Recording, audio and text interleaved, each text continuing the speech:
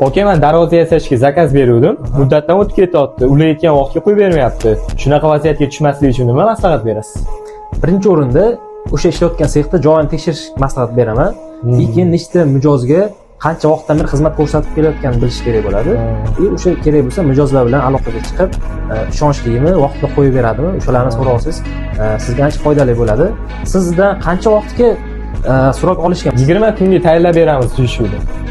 20 kun ichida o'zi yaxshi mahsulot chiqarishi o'zi bir san'at desa bo'ladi.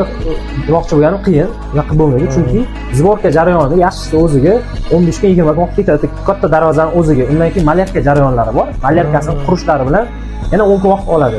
Sababi germetikalari yaxshi qurilmasa, sifatsiz chiqib qoladi.